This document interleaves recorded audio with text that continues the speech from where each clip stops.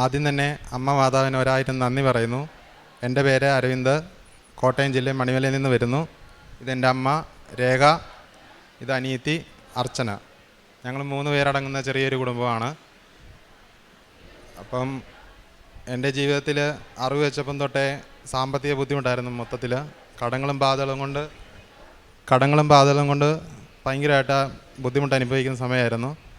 അങ്ങനെ സമയത്ത് 2020 ഒരു സ്ഥലം വാങ്ങിച്ചു, വീട് വെച്ചു. വീടിൻ്റെ കടങ്ങളായി. അപ്പോഴത്തേക്ക് ആദ്യമായിട്ട് കൃപാസനത്തിൽ വരുന്നത് ഞാൻ എൻ്റെ കൂട്ടുകാരൻ്റെ കൂടാണ്. ഞങ്ങളൊരു 5 പേര് നല്ല കൂട്ടുകാരായിരുന്നു. അപ്പം ആദ്യം വന്ന അശ്വിൻ എന്ന് പറയുന്ന ആളായിരുന്നു. അശ്വിൻ്റെ കൂടെ ഞാനും വരുമായിരുന്നു. അവൻ വന്ന് പ്രാർത്ഥിക്കും, ഞാൻ ഉടമ്പടി എടുക്കുന്നുണ്ടായിരുന്നു. ഞാനപ്പോൾ അവൻ്റെ കൂടെ വരുമായിരുന്നു. രണ്ടാമത് വന്നത് അബീത്ത് എന്ന് പറയുന്ന ചേട്ടനായിരുന്നു. പുള്ളിയുടെ കൂടെ ഞാൻ വരുമായിരുന്നു. വരുന്നെല്ലാം ഞാൻ വന്ന് പ്രാർത്ഥിക്കത്തേ ഉള്ളൂ. അവർ വന്ന് ഉടമ്പടി എല്ലാം എടുത്ത് പോകുമായിരുന്നു. അങ്ങനെ നിൽക്കുന്ന സമയത്ത് ഞാൻ ഒരു ഹിന്ദുവാണ്. അപ്പം അവർ രണ്ടും വന്ന് ഉടമ്പടി എല്ലാം എടുത്ത് പ്രാർത്ഥിച്ച് പോകും. അപ്പോൾ അവർക്ക് അതിൻ്റേതായ അനുഗ്രഹങ്ങൾ മാതാവ് കൊടുക്കുന്നുണ്ടായിരുന്നു. അവരും ഹിന്ദുക്കളായിരുന്നു. മൂന്നാമത് സിദ്ധാർത്ഥൻ എന്ന് പറയുന്ന ഒരാൾ വന്നു. അവനും വന്ന് പ്രാർത്ഥിച്ച് അവന് മാതാവ് അനുഗ്രഹം കൊടുത്തു. അവന് മാലദ്വീപ്സിൽ ജോലിയായി. അപ്പം ഞാൻ അവസാനത്തെ കണ്ണിയായിരുന്നു, 5ാമത്തെ. അപ്പോഴത്തേക്ക് കടങ്ങളും കൊണ്ടങ്ങ് ഇതായി. വീട് പണി കഴിഞ്ഞപ്പോഴത്തേക്ക് നല്ല രീതിയിൽ കടം വന്നു.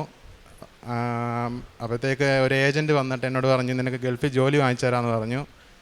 രൂപ മൊത്തത്തിൽ 85,000 രൂപ കൊടുത്താൽ മതി, നിനക്ക് ജോലി വാങ്ങിച്ചു തരാമെന്ന് പറഞ്ഞിട്ട് ഞാൻ ഇവിടുന്ന് എല്ലാം തിരിച്ചും മറിച്ചും 85,000 രൂപ ആ ഏജൻറ്റിന് പൈസ കൊടുത്തു. അപ്പം അതൊരു തട്ടിപ്പായിരുന്നു.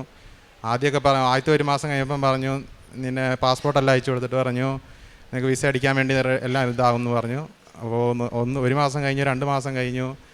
ഇതുവരെയായിട്ടും അതിൻ്റെ ഒന്നും ഇല്ലെന്ന് അറിഞ്ഞപ്പോഴത്തേക്ക് ലാസ്റ്റ് അവരെ വിളിച്ചാൽ ഫോൺ എടുക്കത്തില്ല. അപ്പം ഒരു തവണ വേറെ നമ്പറിൽ നിന്ന് വിളിച്ചപ്പോൾ അവർ പറഞ്ഞു, ഇനിയും നിൻ്റെ പേര് കള്ളക്കേസാക്കാൻ പോവുക, നിനക്ക് പിന്നെ വേറെ രാജ്യത്തോട്ട് പോലും പോകാൻ പറ്റത്തില്ലെന്നുള്ള രീതിയിലാക്കുമെന്ന് പറഞ്ഞു.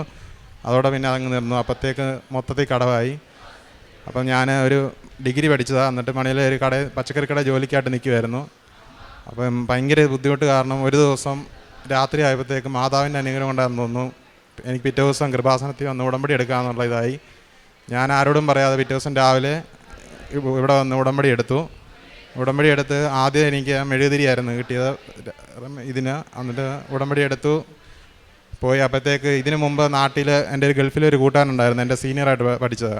അവൻ വന്നപ്പോഴത്തേക്ക് ഞാൻ അവനോട് ഈ കഥകളെല്ലാം പറഞ്ഞായിരുന്നു. എന്നെ ഇതുപോലെ ഒരാൾ ചതിച്ചു, ഗൾഫിൽ ജോലി വാങ്ങിച്ചു തരാമെന്ന് പറഞ്ഞിട്ട് ചതിച്ചു. അപ്പോൾ അവൻ ഗൾഫിൽ ജോലിക്ക് ലീവിന് വന്നു. അവനോട് ഞാൻ പറഞ്ഞായിരുന്നു. അവനപ്പം പറഞ്ഞ് എന്തെങ്കിലും വഴിയുണ്ടെങ്കിൽ നോക്കാമെന്ന് പറഞ്ഞിട്ട് അവൻ ലീവ് കഴിഞ്ഞ് അവൻ നേരെ ഗൾഫിൽ കയറിപ്പോയി. എന്നിട്ട് പിന്നെ ഇൻസ്റ്റാഗ്രാമിൽ മെസ്സേജ് അയച്ചു, എടാ ഞാൻ സാറിനോട് പറഞ്ഞിട്ടുണ്ട്, എന്തെങ്കിലും ഉണ്ടെങ്കിൽ പറയാമെന്ന് പറഞ്ഞു. അപ്പോഴത്തേക്ക് സാറിന് നമ്പർ തന്നായിരുന്നു. അപ്പോൾ ഇതെല്ലാം നടക്കുന്നൊരു ഫെബ്രുവരി മാർച്ച് മാസത്തിലാണ്. അപ്പം മാർച്ച് ഏപ്രിൽ മെയ് ജൂണൊക്കെ ആയപ്പോഴത്തേക്കാണ് ഞാൻ ഇവിടെ വരുന്നത്, ആദ്യത്തെ ഉടമ്പടി എടുക്കാൻ വേണ്ടി വരുന്നത്. ഇതിപ്പോൾ 2ാമത്തെ ഉടമ്പടി എടുക്കുന്നതാണ്. ജൂൺ മാസം 26-ാം തീയതിയാണ് ഞാനിവിടെ ഉടമ്പടി എടുത്തത്. ജൂൺ 27 ആയപ്പോഴത്തേക്ക് അന്ന് ആ സാറിനോട് പറഞ്ഞ സാറ് എന്നെ കോൺടാക്റ്റ് ചെയ്തു, ഇവിടെ ഒരു വേക്കൻസി ഉണ്ട്, നീ വരുന്നോന്ന് ചോദിച്ചു. അപ്പം തന്നെ ഞാൻ 5-6 ദിവസം കൊണ്ട് തന്നെ എൻ്റെ എല്ലാ കാര്യങ്ങളും മാതാവ് പെട്ടെന്ന് തന്നെ സഫലമാക്കി തന്നു. വിസിറ്റിംഗ് എടുക്കാൻ എനിക്ക് 10,000 രൂപയുള്ളൂ. ഞാൻ കറക്റ്റ് ആ ചൂട് സമയത്ത് പോയിക്കൊണ്ട് 7,500 രൂപയുള്ളായിരുന്നു എനിക്ക് ടിക്കറ്റ്. മൊത്തത്തിൽ 17,500-ന് ഞാൻ ഗൾഫിൽ പോയി. എനിക്ക് അവിടെ ജോലിയായി. ഇപ്പോൾ 6 മാസമായി. 6 മാസം ആയപ്പോഴത്തേക്ക് അതിനിടയ്ക്ക് ഒരു പനി വന്നായിരുന്നു. പനി അവിടെ വെച്ച് ശകലം കൂടിപ്പോയിട്ട് എൻ്റെ ബ്ലഡിൽ CPR എന്ന് പറയുന്ന ഒരു സാധനം കൂടിപ്പോയിട്ട് 2-3 ദിവസം അവിടെ ഹോസ്പിറ്റലൊക്കെ ആയിരുന്നു. അതെല്ലാം മാതാവ് പെട്ടെന്ന് എന്നെ പ്രാർത്ഥിച്ച് എൻ്റെ അസുഖങ്ങളെല്ലാം മാറ്റിത്തന്നു. ഇപ്പം ഞാൻ പോയിട്ട് 6 മാസമായി. ഇപ്പോൾ ലീവിന് വന്നതാണ്. ഈ ജനുവരി 15 ഞാൻ കയറിപ്പോകും. ഈ 6 മാസത്തിനിടയ്ക്ക് എൻ്റെ കുറേ കടങ്ങൾ എനിക്ക് വീട്ടാൻ പറ്റി. അതുപോലെ എൻ്റെ കൂട്ടുകാരന്മാരാണേലും ഒരുത്തനാണെങ്കിൽ മാലദ്വീപ്സിൽ ജോലിക്ക് കയറി. മറ്റേ എൻ്റെ കൂട്ടത്തിൽ വന്ന പുള്ളിക്ക് സർക്കാർ ജോലി കിട്ടി. അവർ 2 കഴിഞ്ഞ ദിവസം വന്ന് ഇവിടെ ഉടമ്പടി പറഞ്ഞായിരുന്നു. പിന്നെ എനിക്ക് നടുവേദന ഉണ്ടായിരുന്നു ഇടയ്ക്ക്. നടുവേദന മാറാൻ ആശുപത്രി പോയി ചോദിക്കുമ്പോൾ എല്ലാം ഒരു കുഴപ്പമില്ല. പക്ഷേ വൈകുന്നേരം ആകുമ്പോഴത്തേക്ക് എനിക്ക് നടുവേദന എടുക്കും. അപ്പോൾ ഇവിടുത്തെ തൈലം പുരട്ടിയിട്ട് എൻ്റെ നടുവേദനയും പൂർണ്ണമായിട്ട് മാറി. അങ്ങനെ ഒത്തിരി അനുഭവങ്ങൾ എനിക്ക് മാതാവ് നടത്തി തന്നു. ഉടമ്പടി വസ്തുക്കൾ തൈലമായിരുന്നു എൻ്റെ നടുവേദന മാറ്റാൻ വേണ്ടി. പിന്നെ അവിടെ വെച്ചിടയ്ക്ക് കാലൊന്ന് ഉളുക്കിയപ്പോഴത്തേക്ക് മരുന്നൊന്നും വാങ്ങിച്ചില്ല. വൈകുന്നേരം വന്ന് തൈലം പുരട്ടിയപ്പം തന്നെ കാലിന് പേരെല്ലാം മാറ്റി തന്നു. പിന്നെ ഞങ്ങൾ അവിടുത്തെ ഒരു ആശ്രയഭവനുണ്ട്. അവിടെ ഞാൻ അത് കഴിഞ്ഞാൽ പിന്നെ മാസത്തിൽ ഒരു തവണയിലും ഞാൻ ഫുഡൊക്കെ പറയുമായിരുന്നു. പിന്നെ എന്നെ കൊണ്ട് പറ്റാവുന്ന രീതിയിൽ ഞാൻ എല്ലാവർക്കും സഹായം ചെയ്യുന്നുണ്ട് ഇപ്പം. പിന്നെ അനിയത്തി ഇപ്പം നേഴ്സിംഗ് പഠിക്കുകയാണ്. ഈ പ്രശ്നത്താൽ പൈസയൊന്നും ഇല്ലായിരുന്നു. ആദ്യം പറഞ്ഞു 1,00,000 രൂപ മതി അഡ്മിഷൻ ഫീസെന്ന് പറഞ്ഞു. സമയമായപ്പോഴത്തേക്ക് അവർ പറയുന്നു 1,80,000 രൂപ കൊടുക്കണമെന്ന് പറഞ്ഞു. ഒരു പൈസയും കയ്യിലായിരുന്ന സമയത്ത് മാതാവിനോട് പ്രാർത്ഥിച്ചു. മാതാവ് അപ്പോൾ ഞങ്ങൾ പുതിയ വീട് വെച്ചെടുത്ത ഒരു അയൽക്കൂട്ടം ഉണ്ടായിരുന്നു. അങ്ങനെ അമ്മയെ അയൽക്കൂട്ടത്തിൽ ചേർത്തിട്ട് അവിടുന്ന് 1,50,000 രൂപ ലോൺ കിട്ടി കുടുംബശ്രീയിൽ നിന്ന്. അങ്ങനെ അനീതിയും നഴ്സിങ്ങിന് ചേർത്ത്. അനീതി ഇപ്പോൾ ലീവിന് വന്നേക്കാം. അനീതിയും 17-ാം തീയതി പോകും. എല്ലാ കാര്യങ്ങളും ഇവിടെ വന്നുകൊണ്ട് തന്നെ നടക്കുന്നതാണ്. മാതാവിൻ്റെ അനുഗ്രഹം അതുപോലാണ്. പിന്നെ അമ്മയ്ക്ക് ഒരു ഗ്ലൗസ് ഉണ്ടാക്കുന്ന കമ്പനി പോവാണ്. അവിടെ ആയിരുന്നാലും പണ്ട് പോയിക്കൊണ്ടിരുന്ന കമ്പനി ചെറിയതായിരുന്നു. അവിടുന്ന് അമ്മയുടെ ഇതുകൊണ്ട് എല്ലാവർക്കും ഇഷ്ടപ്പെട്ടുകൊണ്ട് അമ്മ ഇപ്പം അതിൻ്റെ തന്നെ വലിയൊരു കമ്പനിയിലോട്ട് സ്ഥാനക്കയറ്റം കിട്ടിയപ്പോൾ അതിൻ്റേതായ ശമ്പളമുണ്ട്. പിന്നെ അമ്മയ്ക്ക് ഇപ്പോൾ ഒരു എംപ്ലോയ്മെൻറ്റിൽ നിന്ന് ഒരു രജിസ്റ്റർ വന്നിട്ടുണ്ട്. 9-ാം തീയതി ഇൻ്റർവ്യൂ ആണ്. അതിന് ഞങ്ങൾ തിരുവനന്തപുരം പോവുകയാണ്. സെക്രട്ടറിയിലോട്ടാണ് വന്നേക്കുന്നത്. അപ്പോൾ 9-ാം തീയതി അവിടെ പോകണം. ഇവിടെ വന്ന് ഉടമ്പടി എടുത്ത് പ്രാർത്ഥിച്ച് കഴിഞ്ഞാൽ അതിൻ്റേതായ നന്മ പ്രവൃത്തി ചെയ്ത മാതാവ് നമ്മളെ അതുപോലെ അനുഗ്രഹിക്കും. എനിക്ക് 100% ഉറപ്പാണ്. മാതാവിനെ അതുപോലെ എനിക്ക് വിശ്വാസമാണ്. 3 പേര് ഉടമ്പടി എടുത്താണ്. എൻ്റെ ഇപ്പോൾ 2ാമത്തെ ഉടമ്പടിയാണ്. ഇന്ന് എനിക്ക് റാലിക്ക് കിട്ടിയത് മാതാവിൻ്റെ രൂപമായിരുന്നു. അപ്പോൾ മാതാവ് എപ്പോഴും എൻ്റെ കൂടെ ഉണ്ട്. എനിക്ക് 100% വിശ്വാസമാണ്. ഇതിനും നന്ദി പറയുന്നു അമ്മേ മാതാവേ. ദൈവത്തിൽ ആശ്രയിക്കുന്നവർ വീണ്ടും ശക്തി പ്രാപിക്കും. അവർ കഴുകന്മാരെ പോലെ ചിറകടിച്ചുയരും. അവർ ഓടിയാലും ക്ഷീണിക്കുകയില്ല, നടന്നാൽ തളരുകയുമില്ല. യെശയ്യാ പ്രവാചകൻ്റെ പുസ്തകത്തിൽ 40-ാം അധ്യായം 31-ാം വചനമാണ്. ദൈവത്തിൽ ആശ്രയിച്ച് വിശ്വസിച്ച് ജീവിക്കുന്നവർ ശക്തി പ്രാപിക്കും. ദൈവം നൽകുന്ന ആന്തരികവും ആത്മീയവുമായ ഒരു പുതിയ ശക്തി. ഈശോയോടും അമ്മയോടും ചേർന്ന് നിന്ന് ഉടമ്പടി ജീവിതം നയിക്കുമ്പോൾ നമ്മൾക്ക് കഴുകന്മാരെ പോലെ ചിറകുയർത്തി പറക്കാൻ സാധിക്കും. അങ്ങനെ ഒരു വലിയൊരു സാക്ഷ്യമാണ് അരവിന്ദ് നമ്മളോട് സാക്ഷ്യപ്പെടുത്തിയത്. ജീവിതത്തിലെ പ്രതിസന്ധികളിലും ബുദ്ധിമുട്ടുകളിലും തളരാതെ മുന്നോട്ട് പോകുവാൻ സാധിച്ചത് ഈ മക്കളുടെ ഉടമ്പടി ജീവിതത്തിലാണ്. ഈ മകൻ ആദ്യം പറഞ്ഞതുപോലെ ആദ്യം ഒരു കൂട്ടുകാരൻ്റെ കൂടെ കൂട്ടുവന്നു, പിന്നീട് വേറൊരു കൂട്ടുകാരൻ്റെ കൂടെ വീണ്ടും കൂട്ടിന് വന്നു. ഉടമ്പടി എടുത്തില്ല. ഈ 4 മക്കളും അക്രൈസ്തവരായിരുന്നു.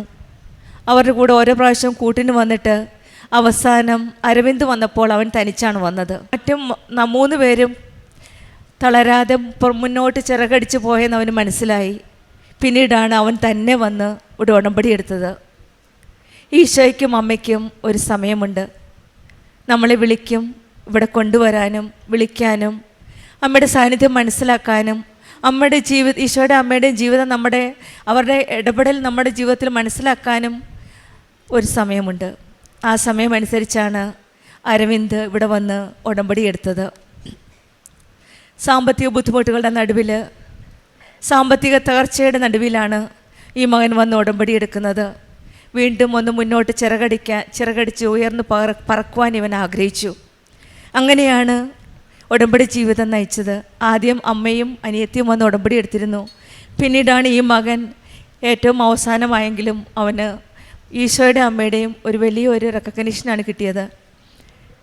പിന്നീട് സമയ ചുരുക്കത്തിൻ്റെ അമ്മ ഉടമ്പടി എടുത്തതിൻ്റെ പിറ്റേ ദിവസമാണ് ആ സാമ്പത്തിക തകർച്ചയുടെ ഇടയിൽ അവനൊരു നല്ലൊരു വഴി തുറന്നു കൊടുത്തത്. അവൻ ജോലിക്കായി പോയി.